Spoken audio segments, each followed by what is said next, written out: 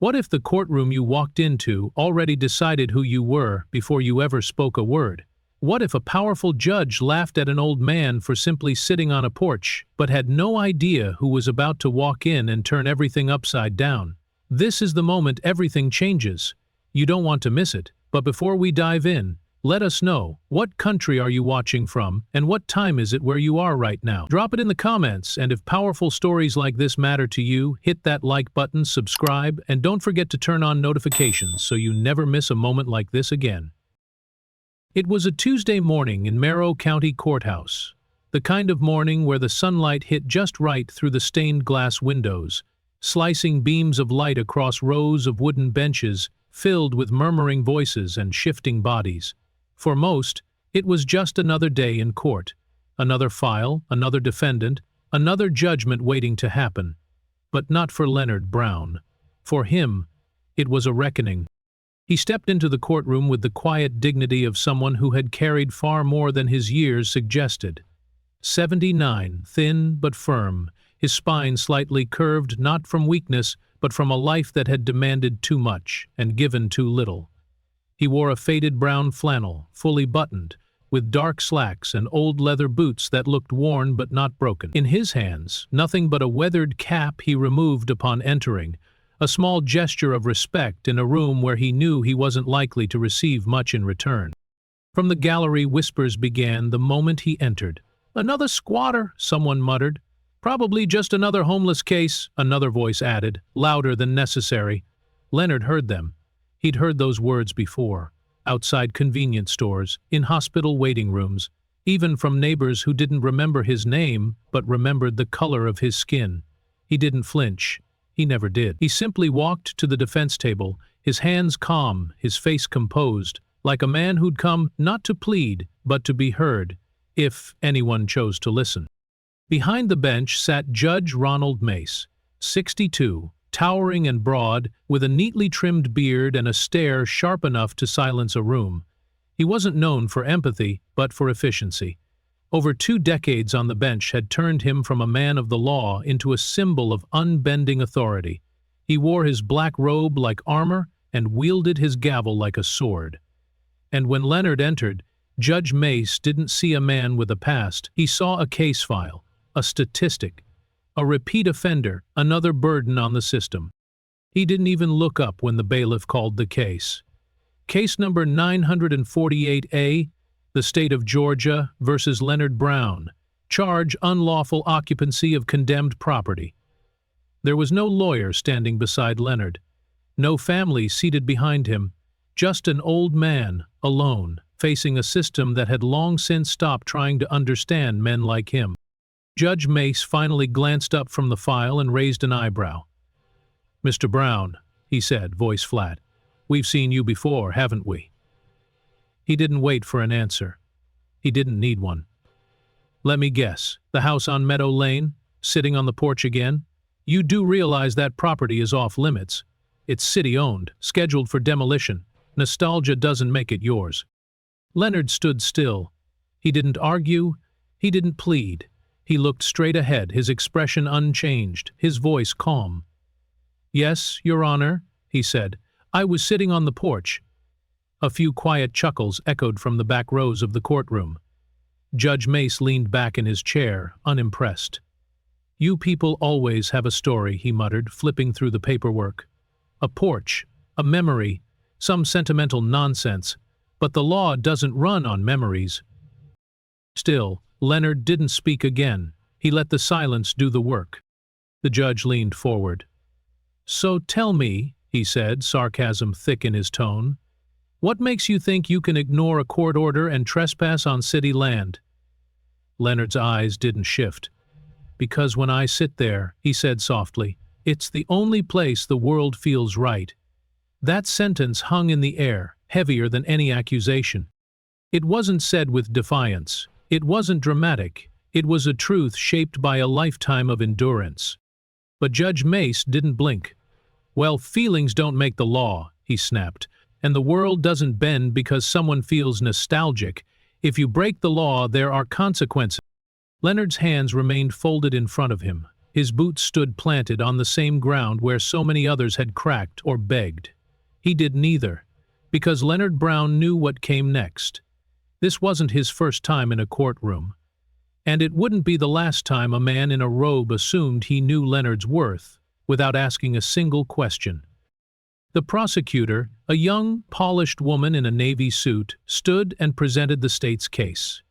"Your Honor," she said, "Mr. Brown has been cited before for similar behavior. We recommend a standard sentence, 30 days in county jail." Judge Mace smiled, not with kindness, with authority. 30 days, he repeated, slamming the gavel. "Effective immediately." Gasps rippled through the room. Even the bailiff flinched. Leonard didn't. He just nodded, slow and silent, like he'd been expecting it all morning. But then he said something unexpected. "Before I go," he said, voice steady, "may I make one phone call?" Judge Mace raised an eyebrow. "What, calling your attorney now? Bit late, don't you think?" Leonard didn't respond to the sarcasm. He just repeated, "One call." The judge gestured to the bailiff, annoyed. "Give him 60 seconds. The bailiff handed Leonard a phone. Leonard didn't hesitate. No fumbling, no looking for contacts. He dialed a number from memory, pressed the phone to his ear, and waited. Ring, click. "It's time," he said. "Bring them." 4 words, that's all. No one in the courtroom knew what he meant, but everyone felt it. A shift. Like something had been set in motion. Leonard handed back the phone, nodded his thanks, and turned to face the front of the room again, hands folded. Quiet. Still. Unshaken. And the judge, suddenly, wasn't so confident anymore. Because sometimes the calmest man in the room is the one holding the biggest storm. The courtroom returned to silence after Leonard Brown handed the phone back to the bailiff. The room felt colder now, not because of the temperature, but because something had shifted. There was a pause in the usual rhythm of justice, as if the courtroom itself was holding its breath. Judge Ronald Mace tried to brush off the tension. He straightened his robe, stacked the papers in front of him with sharp, deliberate movements, and looked out over the courtroom like a man ready to move on. But he wasn't. Not really. Somewhere deep in his gut a knot had started to form. He just couldn't name it yet. The prosecutor sat back down, unaware that the story was far from over. The spectators in the gallery began whispering again, but this time their tone had changed.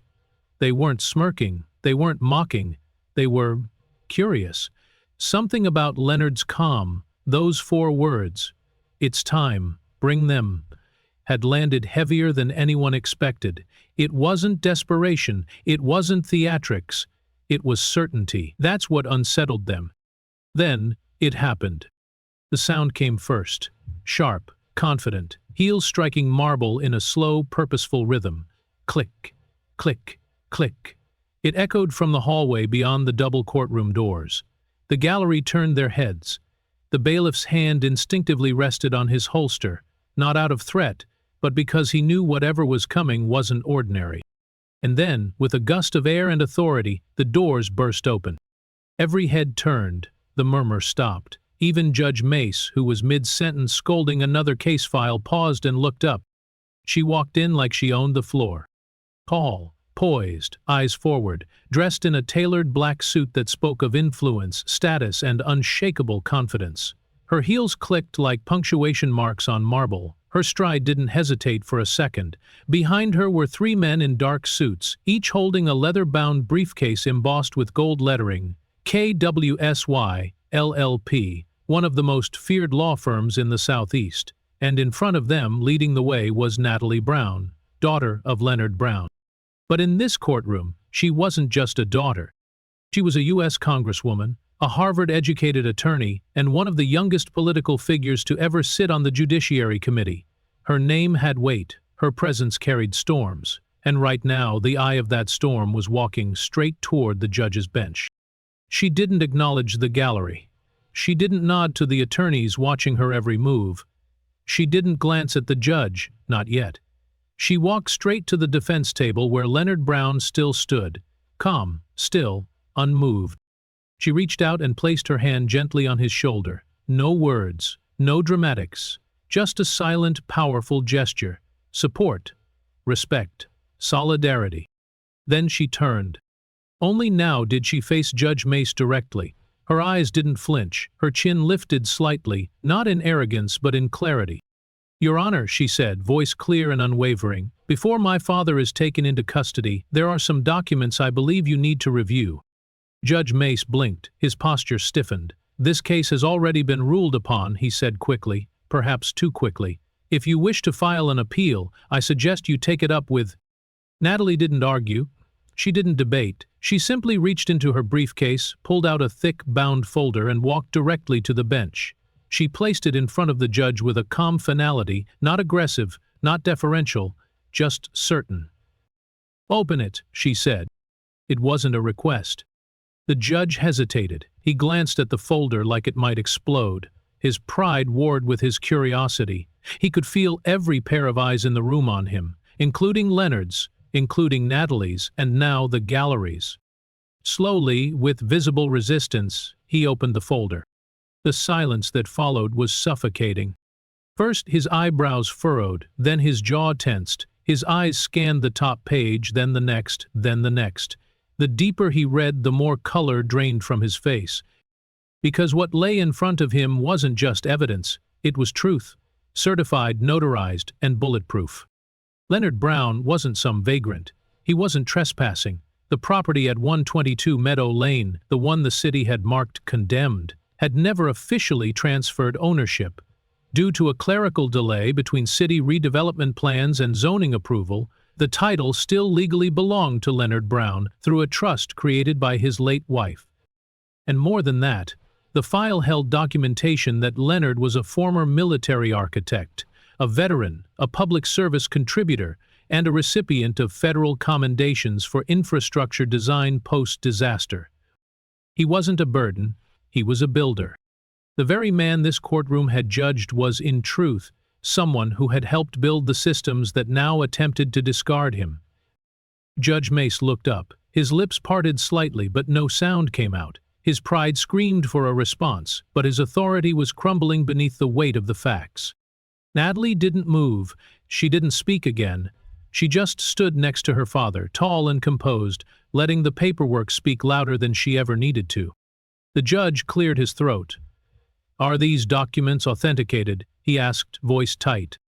"They are," Natalie replied. "You'll find certified copies with the clerk's office by the end of the hour. Every page reviewed by our firm's lead counsel and validated with the city's own zoning office.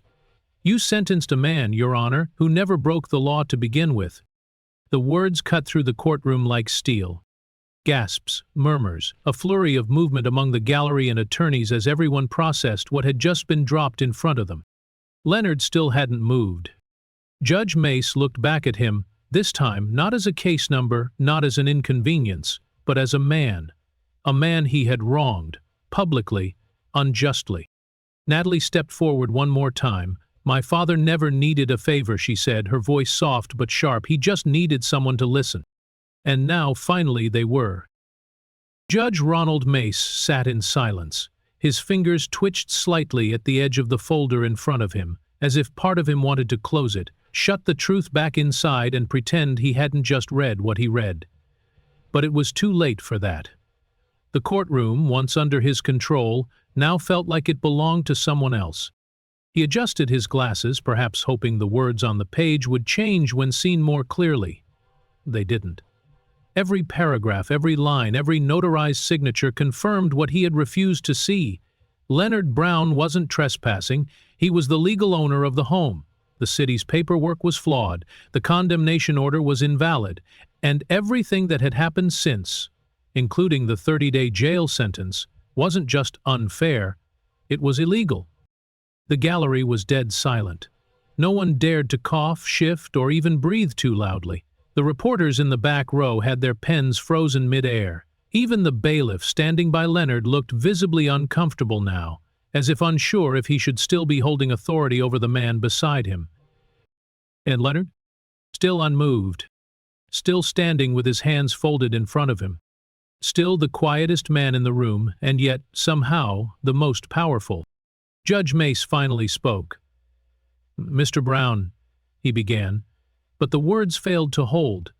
He coughed once, cleared his throat again, and tried to rebuild what composure he had left. "It appears there has been a significant oversight." There it was, the word. Oversight, the sterile, legal term that often gets thrown over injustice like a thin blanket, pretending to offer warmth but barely covering the wound. But this wasn't a clerical error. It was a system failure, a human failure. Natalie Brown, still standing beside her father, didn't flinch. She didn't gloat. She simply said, "You didn't see him, Your Honor. You judged him." Her tone wasn't angry. It didn't need to be. It was measured, precise, and devastating. "You didn't see a veteran. You didn't see a father. You didn't see a homeowner. You saw a stereotype. You saw a file. You saw a problem to get rid of." Judge Mace looked down at the bench in front of him, like somehow the wood could absorb his shame. For years his authority had never been questioned, his rulings rarely challenged. But now, exposed under the weight of real evidence and real consequence, he found himself in the one position he never expected: defenseless. He removed his glasses and rubbed the bridge of his nose. I deeply regret how this was handled," he said quietly. Leonard raised his eyes, meeting the judge's gaze for the first time. He didn't look angry. He didn't look triumphant. He looked like a man who had been here before, many times, in many forms. And then, in the calmest voice anyone had heard all day, Leonard said, "Yes, there was an oversight, but not just of law, of humanity." The words hit harder than any legal argument could have. The judge turned to the prosecutor. "Do you have a motion to vacate?" The young woman stood.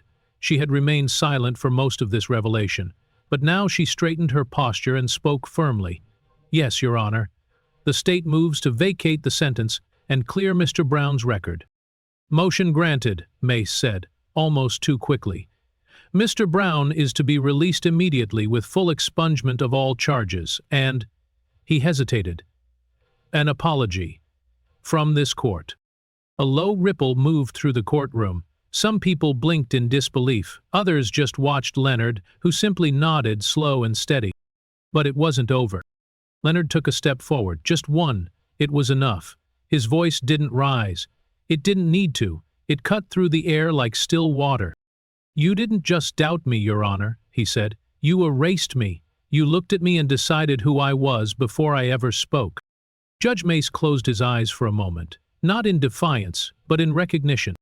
Leonard continued, turning slightly to address the entire courtroom. His voice was firm. "This happens more than anyone admits, not just to me, to men and women who look like me, who stand like me, who speak softly because the world punishes those who speak too loud." He paused, letting the silence do what words couldn't. "My name was on that deed," he added, "but even if it wasn't, I built that home with my hands. I raised my daughter there. My wife died there. That porch isn't just wood and nails. It's memory. It's history. It's belonging." Natalie's eyes glistened, but she didn't cry. She stood tall, proud. Judge Mace finally looked up. "Is there anything this court can do to rectify the damage done, Mr. Brown?" Leonard looked at him and without missing a beat replied, "Start listening." He didn't say it with anger. He said it with purpose, with weight. Start seeing, start asking, before assuming. And just like that he stepped back, hands folded once more as if to say, "I've said what matters, the rest is up to you." Judge Mace sat frozen behind the bench. His authority was still intact, technically, but the room no longer bowed to it, because real authority comes not from power, but from truth. And Leonard Brown had just delivered all of it. Outside the courtroom, the world had already started to stir. Reporters clutched their notebooks tighter. Cameras were being powered on, cell phones buzzed like insects as news alerts began crawling across screens. Inside, Judge Ronald Mace remained seated, motionless behind his bench, staring at the man he had just condemned, only to be forced to set free. Leonard Brown didn't celebrate. He didn't even smile. He simply stood the same way he had entered that courtroom, calm, still, and full of quiet certainty. But now he no longer stood alone. His daughter Natalie stood beside him, not just as a legal representative or a congresswoman, but as his legacy. Her presence had flipped the courtroom from a place of sentencing into a place of reckoning, and the power that had once sat with the bench now radiated from the defense table. Judge Mace was still grappling with the documents Natalie had delivered. In those pages were more than just legal proof. There were pieces of a man's life that had been ignored, overlooked, discarded, and now, in front of dozens of witnesses, the truth had erupted, and there was no going back. The prosecutor, who earlier read the charges like just another case file, now sat rigid. Her hands were clenched in her lap, her eyes avoided Leonard's. Somewhere inside she felt it too.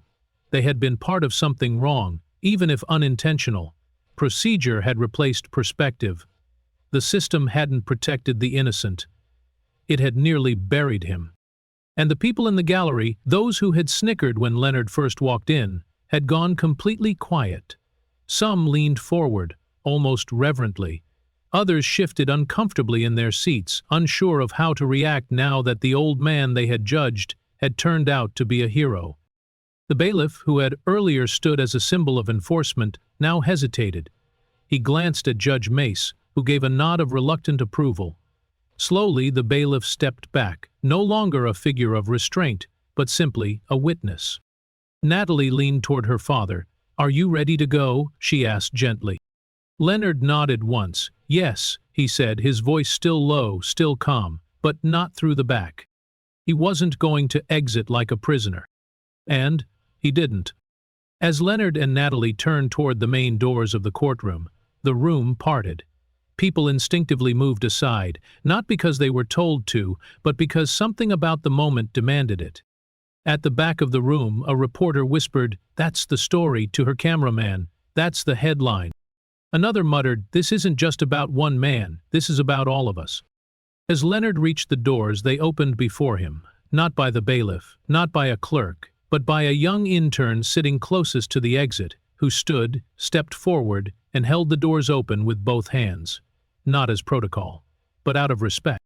The hallway outside had already begun to fill. Dozens of journalists, legal observers, and courthouse staff lined the corridor. Flashbulbs popped, microphones extended, phones pointed, but no one blocked the way, no one shouted questions. They just watched. Because Leonard wasn't walking out like a free man. He was walking out like a reminder. A reminder of what happens when the system forgets to ask questions. A reminder that dignity isn't granted by the court, it's carried into it. Natalie glanced at her father as they descended the steps. The sunlight hit him just right, framing him like a portrait. Strong, silent, unshaken. Reporters surrounded them, but none interrupted. The cameras were rolling, but they captured silence instead of statements. Until one brave voice finally spoke up. "Mr. Brown, do you have anything you want to say?" Leonard stopped. He turned slowly, looking out across the crowd. His voice, when it came, didn't need volume. It had gravity. "For a long time," he said, "I thought silence was safety, that if I kept my head down, stayed quiet, followed the rules, the world would see me for who I really am." He paused. "But the world doesn't see you, unless you make it." Another reporter asked, "What do you want people to take away from what happened in there?" Leonard took a breath. "I want people to stop assuming. I want someone with a robe or a badge or a title to stop and ask, why, before they punish." He turned toward the cameras. "I hope the next man like me doesn't need a daughter in Congress to be heard." And that line, it didn't just land, it echoed. Natalie didn't speak. She didn't need to. Her arm wrapped gently around her father's, and together they began to walk again. Behind them, a wave of shifting conversations, camera shutters, and whispered reactions followed like a wake. But Leonard didn't turn around. He'd said what mattered. He'd already made history, not in protest, but in presence. 3 hours after Leonard Brown walked out of the courtroom, the story had already begun to spread. It started with a few reporters who had witnessed the moment. Then came the tweets, the cell phone footage, and the shaky vertical videos posted by interns and legal aides. Within minutes it hit local news. By nightfall, national networks were playing back the same clip. A quiet old man standing before a judge, refusing to flinch. His voice calm, his eyes clear, his words echoing beyond the walls of that courtroom. "I didn't break the law. I just sat down." And then, moments later, his daughter, Congresswoman Natalie Brown, arriving, like a force of nature, documents in hand, truth in her voice. Viewers didn't just watch it, they felt it, and they weren't letting it go. In Washington, D.C., aides were already forwarding the video to senators.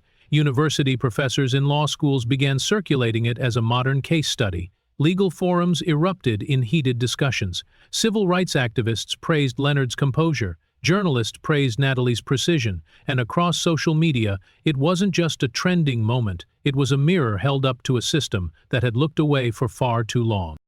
At the courthouse, Judge Ronald Mace was still sitting in his chambers long after everyone else had gone home. His robe hung on the back of his chair like a shadow. The courtroom that once bowed to his voice now felt distant, like a place he no longer deserved to command. The stack of documents that Natalie Brown had left on his bench sat open in front of him, a weight heavier than any gavel he had ever slammed. For years he had spoken of the law with confidence, even pride. But now all he could hear were Leonard's words, repeated over and over in his mind. "You didn't just doubt my story. You erased it." Mace had been a judge for over 20 years. He'd seen every kind of defendant, every kind of story. He'd prided himself on cutting through emotion to get to the facts. But in doing so, he realized now, he'd stopped seeing people. He remembered Leonard standing there, alone. No lawyer, no anger, no apology, just dignity.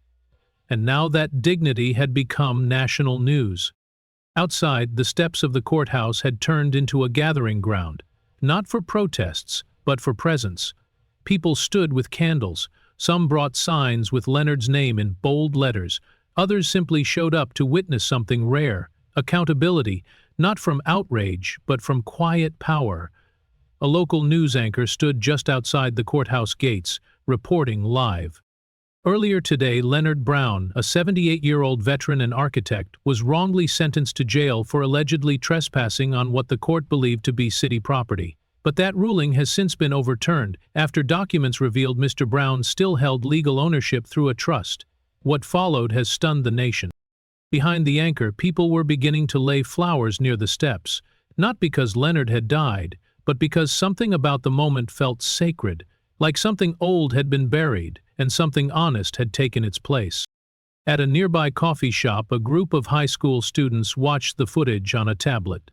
One of them whispered, "He didn't even raise his voice." Another nodded, "He didn't have to." And in cities far from Merrow County, people who had never heard Leonard Brown's name were now talking about him like they had always known him. They recognized something in his silence, something they'd felt themselves. The internet filled with clips of the courtroom exchange. Some edited with music, others with subtitles. None needed dramatization. The truth was already dramatic enough. On a popular podcast, a former judge was interviewed. "What we witnessed," he said, "was a man standing in front of an institution and forcing it to confront its own failure, not by attacking it, but by surviving it."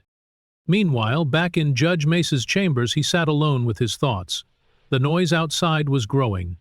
He didn't open the blinds. He didn't check the news. He simply stared at the final paragraph of Leonard's ownership papers, reading it again and again.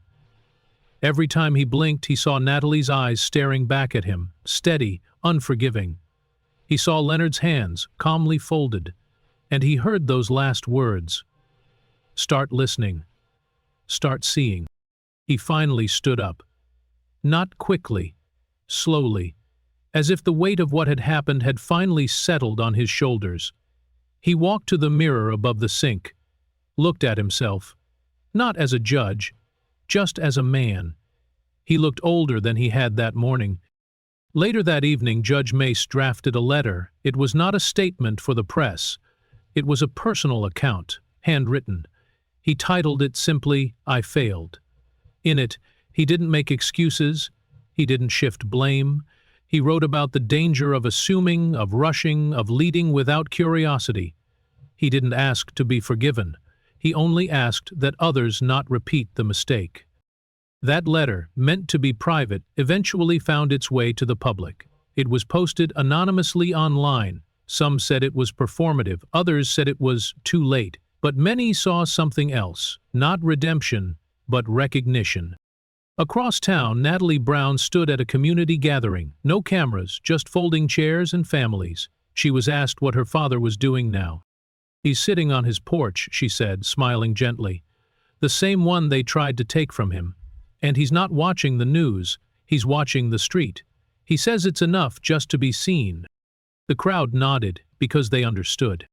That was the moment they had all felt, that unshakable calm of a man who had nothing to prove but everything to stand on. The world hadn't changed overnight, but for the first time in a long time it had paused. And in that pause, people were looking around, wondering how many more Leonard Browns had passed through their courts, their neighborhoods, their headlines, without ever being seen. Leonard hadn't given the world a speech, he'd given it a standard. And now people were listening, because silence, when it comes from strength, doesn't fade. It echoes. In the days that followed, Leonard Brown's name traveled farther than he ever had. His story leapt from news cycles into classrooms, from viral clips into legislative halls. But while the world seemed to spin faster around his name, Leonard himself slowed down. He wasn't trying to lead a movement. He wasn't trying to become a symbol. He was just trying to sit on his porch in peace, the same porch where he had once raised his daughter, the same porch where he had once said goodbye to his wife, and the same porch that had nearly been taken from him. But now, that porch had become something more. It was a meeting place, a space for reflection, a quiet reminder that justice doesn't always thunder through the streets. Sometimes it begins with a man who refuses to be moved, not out of rebellion, but out of memory. On the third day after the courtroom overturned his sentence, a young man knocked on Leonard's door. He was barely 20, holding a copy of the local newspaper with Leonard's photo on the front. His voice shook. "Mr. Brown, I just wanted to say thank you. I saw what happened. It made me think about things I've been too scared to say." Leonard didn't say much in return. He simply opened the screen door wider, gestured to the second chair on the porch, and said, "Sit." That moment wasn't a speech, it was an invitation, and soon more would come. Over the next few days, Leonard's porch became a quiet kind of sanctuary. Local college students stopped by. A retired postal worker dropped off a fresh pie. A teacher brought her civics class to wave from the sidewalk. No cameras, no interviews, just quiet visits. People didn't come for advice, they came for presence. They came because Leonard represented something few could describe, but everyone could feel: steady truth. Meanwhile, elsewhere in the country, the ripples grew larger. Leonard's courtroom moment was added to ethics classes at multiple law schools. Professors called it a modern lens on institutional perception. In D.C., Natalie Brown didn't plan to make it political, but the issue was already bigger than her. Members of Congress began to cite the case in debates. One senator introduced a proposal called the Brown Amendment, calling for mandatory bias training for all sitting judges and stricter reviews of sentencing in nonviolent offenses involving elderly or vulnerable individuals. Civil rights groups rallied behind it. Conservative news outlets argued it was unnecessary, but regardless of political lines, Leonard's face had now entered a space few ever expected it to. Legacy. One editorial headline in a national newspaper read, "Leonard Brown didn't demand justice, he became it." Still, Leonard didn't change his routine. Each morning he woke up early, made coffee, fed the birds, and sat. Sometimes Natalie joined him, sometimes a neighbor, sometimes no one at all, and that was just fine. He had never wanted attention. He had only ever wanted to be seen. And now, for the first time in his life, he was. Not for his silence, but for what lived behind it. On a warm Friday afternoon, a package arrived on his doorstep. No name, no label, just an envelope inside and a folded photo. The photo showed a young black man standing alone in court, his head held high, his hands folded calmly in front of him. On the back of the photo were just 5 words, written in thick black ink. "You taught me to stand." Leonard didn't cry. He simply placed the photo beside the frame of his wife on the windowsill. Then he sat on the porch again and whispered to the wind, "That's enough." Judge Ronald Mace was a different man now. He hadn't resigned, but he no longer carried himself like someone above the room. He leaned forward more, asked softer questions, looked people in the eye longer than he used to. He'd speak of Leonard often, but the name sat behind every sentence he gave. When asked in a private interview what had changed him, he paused and replied, "I saw a man I judged before I knew him, and I'm still trying to unlearn what I thought I knew." His letter of self-reflection had leaked a week after the case was overturned. Some saw it as political strategy, others as a rare form of humility. Leonard never commented on it. When asked by a reporter if he accepted the judge's apology, Leonard smiled and said, "He wasn't apologizing to me, he was apologizing to himself." The reporter looked confused. Leonard continued, "He's got to live with who he was and who he is now. That's not for me to forgive. That's for him to carry." It was a simple answer, but it said everything. As public attention slowly shifted elsewhere, Leonard's story remained. Not as a headline, not as a breaking story, but as a quiet parable passed from one voice to another. Teachers taught it. Preachers referenced it. Parents told their children. And every now and then, someone would walk by his porch, pause and say, "Thank you."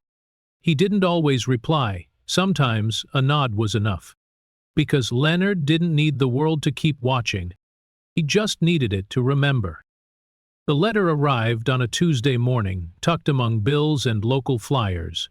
It wasn't from a law firm or government agency, but from a high school student. Alicia Henderson, 17 years old, student body president of Merrow County High, had written it in careful cursive on lined notebook paper. There was no official seal, no media angle, just honesty. In the letter, Alicia wrote, "Dear Mr. Brown, we've followed your story. Some of us saw the videos, some of us read the transcripts, but all of us felt something shift. You made us think, and more than that, you made us listen. Would you come speak at our school? We don't want you as a celebrity or a headline. We want you as the man who stood still and made the world see." Leonard sat at his kitchen table, the letter open before him, hands resting beside his coffee cup. He read the note twice, then again, slower. There was something about the way the girl wrote, something that didn't ask for inspiration but for understanding, and Leonard, as he always had, understood what it meant to be seen too late. So he folded the paper carefully, placed it inside his Bible, and called the number written at the bottom with the simple response, "I'll come." 2 weeks later, the school auditorium buzzed with quiet anticipation. There were no journalists, no news vans outside, just rows of students in plastic folding chairs, teachers against the walls, and a few parents in the back. On stage, there was nothing but a wooden stool and a single microphone. No lights, no banners. Just space. At 10:02 a.m., Leonard entered. He wore the same brown flannel shirt he always wore, sleeves buttoned at the wrist, and the same leather boots cracked with time. He walked slowly, but with purpose, his posture straight, his steps deliberate. The room fell silent before he said a word. He sat on the stool, adjusted the microphone gently, and looked out at the faces before him, young, curious, open. Then he spoke, not loud but clear. "You've probably heard the story," he began. "An old man sits on his porch. The city says he's trespassing. A judge agrees. And then the truth walks in with paperwork and a daughter who doesn't blink." The students laughed lightly, unsure if they were allowed to. Leonard smiled. "But that's not the story I came here to tell. You already know that one. I want to tell you what it felt like to have the world decide who you were before you even opened your mouth." He paused. No one moved. It felt like being erased. Not in some dramatic, screaming way, but quietly. Like someone writing over your name in pencil. The kind of silence that comes from a room where people are speaking about you, but never to you. That's what it was like standing in that courtroom. It wasn't fear. It wasn't anger. It was tiredness. Tired of being misunderstood. Tired of explaining dignity to people who didn't recognize it when they saw it. He leaned forward, elbows on knees, his voice steady but weighted. So I stopped talking, I let silence speak. I stood still, not because I had nothing to say, but because I knew nothing I said would be heard anyway. A student near the front shifted in her seat, another gripped a pen tighter. Leonard saw them, all of them, not as an audience, but as a reflection of what still had to change. My daughter walked in that day like thunder in a suit. She didn't raise her voice either, she didn't make a scene. She brought facts, she brought history, she brought names and deeds and legal clarity. But more than that, she brought truth. And when truth shows up, even the loudest judge has to go quiet. The students nodded slowly. Some had seen the clip online. But now, hearing it live, it sounded different. Not like a courtroom drama, but like a survival manual. Leonard continued, "You will all walk into rooms that have already decided who you are, because of how you look, because of where you're from, because of what you wear, or how you speak, or who your parents are. And when that happens, you'll be tempted to shout, you'll be tempted to prove them wrong with noise. But let me tell you something." He raised his finger slightly, drawing their attention without force. "Stillness is not weakness. Calm is not surrender. When you stand still with dignity, when you let your silence carry the weight of your truth, you force the world to stop and see." He took a breath, then added, "Sometimes the most powerful thing you can do is not move." In the third row, a boy in a red hoodie slowly set his phone down, his eyes fixed forward. A girl in the back wiped a tear. Leonard noticed, but didn't point it out. He let the silence settle. Then a voice rose, hesitant but clear. A student asked, "Were you ever afraid you'd be forgotten, that no one would believe you?" Leonard turned to him gently. "I wasn't afraid of being forgotten. I was afraid of being dismissed. There's a difference. Forgetting happens with time, but dismissal happens in real time.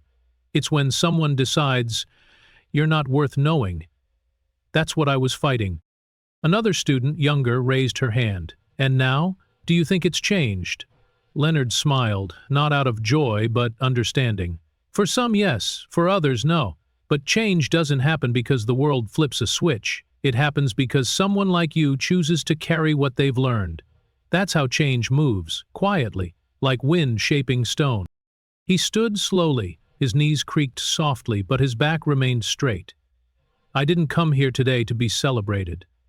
I came here because a girl wrote me a letter and said, 'We're listening.' That's all I ever wanted. Not applause. Just attention. Just honesty." He turned, took a few steps, then stopped and looked back one last time. "Next time you see someone being silenced, stand beside them, or if they're sitting, sit with them. Your presence might be the only voice they have left." There was no dramatic music, no standing ovation on cue, but one by one the students rose. Not because they were told to, but because they felt it. Leonard gave a small nod, then walked off stage, his step steady, his silence louder than any microphone could carry.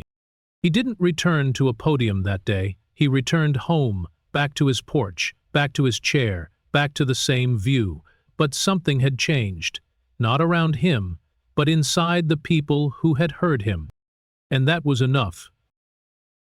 The sky above Merrill County had begun its slow transition from summer to fall, casting long golden shadows across Leonard Brown's street. The days felt a little quieter now, not because people had stopped caring, but because the storm had passed, and all that remained was the stillness that follows truth. Leonard still woke up at dawn. He still made his coffee the same way, still sat on the same porch he'd nearly lost. The birds still came, landing on the railings, chirping like they knew this place had meaning. But something had changed. Not in the porch, not in Leonard, in everyone else. Now when the mailman stopped by, he didn't just hand over envelopes. He asked how Leonard was feeling. The new neighbors down the block didn't just wave. They stopped, introduced themselves, brought over homemade bread. Children walking to school didn't cross the street to avoid the old man on the porch anymore. They smiled. They said his name. And Leonard, he greeted them all the same way, calm, gentle, present. He didn't need to remind anyone of who he was. He didn't need to tell the story anymore. It had already traveled farther than he ever imagined, and it was still moving. Through classrooms, articles, videos, whispered conversations between friends trying to make sense of the world. One crisp morning, Natalie pulled up in a quiet black sedan. No staff, no speeches, just a daughter visiting her father. They sat on the porch together, sipping coffee, watching a few red leaves fall. "I saw a new mural downtown," Natalie said, breaking the silence. "They painted it on the side of the library. It's you, sitting right there, like this." Leonard raised an eyebrow. "I didn't agree to be a painting." She chuckled. "They didn't ask, they just did it. Said it wasn't about fame, it was about presence. About reminding people that some voices don't shout, but they still echo." Leonard looked out across the street. "You think that's a good thing?" "I think it's a necessary thing," Natalie replied. "For a long time the world didn't know how to listen to men like you. But now? Now they stop. Now they see." Leonard nodded slowly. He didn't need a mural. He didn't need the applause. But if it helped someone remember what silence can mean, what dignity can carry, then maybe it was worth it. That afternoon, a small group of students walked up to the porch. No camera crews, just youth in hoodies, jeans, and backpacks. One of them, a girl with braids and nervous eyes, stepped forward and handed Leonard a notebook. Inside were handwritten letters, dozens of them, some short, some pages long, each one addressed to him, each one beginning with "Dear Mr. Brown." He flipped through the first few. "You reminded me my voice matters. My grandfather cried when he saw your video. He never cries. I didn't know someone could fight without yelling. Thank you for showing me how." Leonard closed the notebook and placed it on the table beside him. His voice when he finally spoke was softer than usual. "Thank you, all of you. Not for the letters, but for remembering." The students didn't ask for a speech. They didn't need one. They just sat down on the steps and stayed for a while, some in silence, some with questions, but all with the quiet awareness that they were in the presence of something rare. Not history, but truth, still alive, still breathing, still sitting on a porch. As evening approached, the sun dipped lower, casting a long shadow behind Leonard's chair. He looked down at the cracked concrete beneath his feet, the same cracks that had been there for decades. And for the first time in a long time, he smiled, not with pride, but with peace. Because this wasn't just a porch. It was a front-row seat to change. That night, Natalie sat down with him once more. They didn't talk much, just watched the stars. Then Leonard turned to her. "Do you think it'll last?" he asked. Natalie looked up at the sky. "The story?" "No," Leonard said. "The seeing, the listening." She didn't answer right away. Then she said, "It will, if we keep reminding them how." Leonard nodded. Then he said the words that had carried him through every storm, every courtroom, every silence. "Then I'll stay right here." And he did. Months passed. The seasons shifted again. And though the world moved on to new stories, new debates, new battles, Leonard remained. The porch remained. And so did the memory of what happened when a man refused to shrink. Every so often, a reporter would still call. Every few weeks, a class would send another envelope of letters. But Leonard didn't chase those things. He knew something deeper had taken root, something that didn't need headlines to survive.